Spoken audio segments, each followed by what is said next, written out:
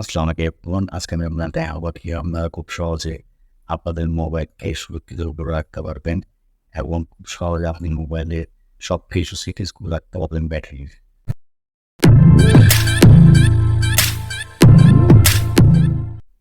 প্রথমে আমার যেতে হবে প্লে স্টোরে। আমি প্লে স্টোরে যাব। প্লে স্টোরে যাওয়ার পর এখানে সার্চ করবেন ইলেকট্রন। ইলেকট্রন সার্চ করবেন। একটু যাওয়ার পর একটা ইন্টারফেস আসবে। আমি রেজিস্টার করে নিয়ে আমার ইনস্টাগ্রাম রিসিভ করছি না, এটা ওপেন করবো। ওপেন করা হবে এবং ইন্টারফেস আসবে। দেখুন আমার মোবাইল চার্জে দেওয়া নেই, যার কারণে ডিসচার্জিং দেখাচ্ছে। 61% আমার মোবাইল চার্জ দেখাচ্ছে।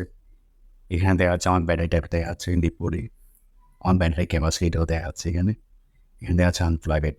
তবে এখানে যাবেন।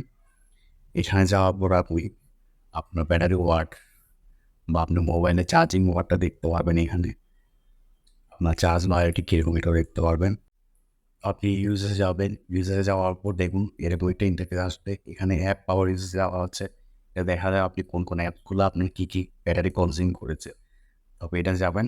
এটা যাওয়া আপনি ব্যাটারি ফুল অ্যালার্ম দিতে পারবেন যে আপনার ব্যাটারি কত পার্সেন্ট পর আপনি চার্জটা অফ করতে যাচ্ছে এটা দিতে পারবেন। এটা অন করে দিবেন। আপনি 90 পর্যন্ত যদি আমি 90 থেকে বেশি চার্জ দিই না, এটা অন করে দিলাম। তো ব্যাটারি লো অ্যালার্ম দিতে পারবেন কত পার্সেন্ট হওয়ার পর আপনার অ্যালার্ম বাজবে। 90% দিলে কি হয়, আমরা অনেক সময় মোবাইল চার্জ দিয়ে ভুলে যাই বা কত পার্সেন্ট আমরা বারবার মোবাইল চেক করতে হয়। এটা হয়তো আপনি অ্যালার্মের মাধ্যমে জানতে পারবেন মোবাইলটি কত পার্সেন্ট চার্জ হয়েছে।